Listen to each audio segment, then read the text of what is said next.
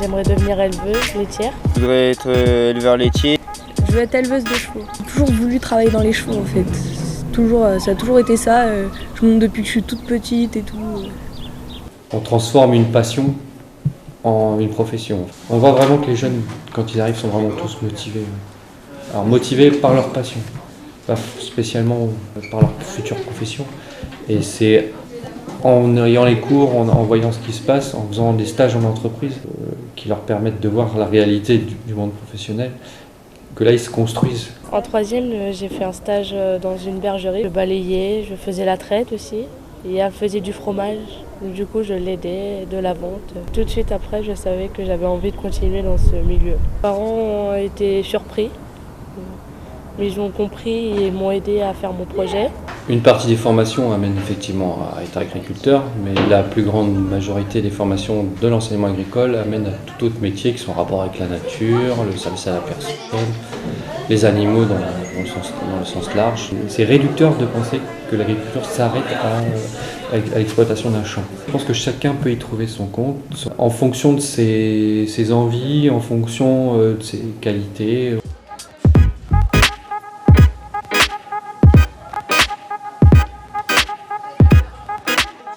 Dans un lycée agricole, on accueille des jeunes de la 4e jusqu'à la licence pro. Alors, les lycées agricoles sont très souvent des petites structures. Les jeunes trouvent leur place. Ils ne sont pas noyés dans un énorme lycée de 2000 élèves.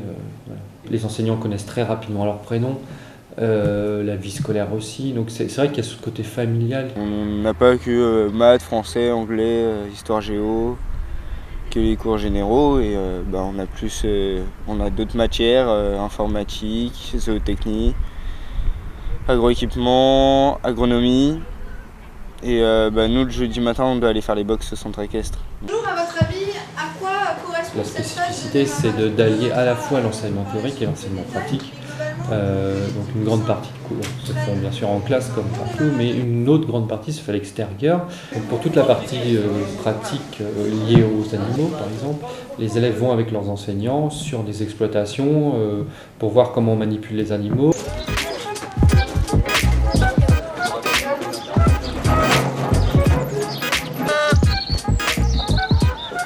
Ça me plaît d'avoir des cours dehors parce que au moins on apprend sur le terrain. Enfin, c'est pas que des cours à écrire. Moi je préfère.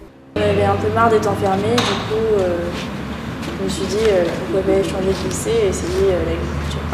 J'avais des réticences de m'adapter dans un milieu qui est plutôt masculin parce qu'en production végétale, dans ma classe on est 8 et il y a 7 garçons et moi je suis la seule fille de ce groupe. Donc, j'avais peur de ne pas réussir à m'adapter, mais en fait je me suis très bien adaptée.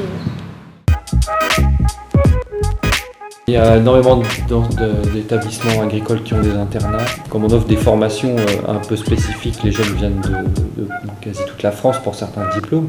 Donc il faut être à même de les accueillir. L'internat est une vraie force, parce qu'elle leur permet aussi d'être suivis, de travailler à l'étude. J'ai trouvé qu'il y avait une bonne ambiance et je trouve que maintenant, ceux qui sont justement pas en internat regrettent de ne pas y être parce qu'on vit pas mal de moments avec notre classe. Donc on a plus de liens et puis on peut vraiment on peut profiter de nos années lycée.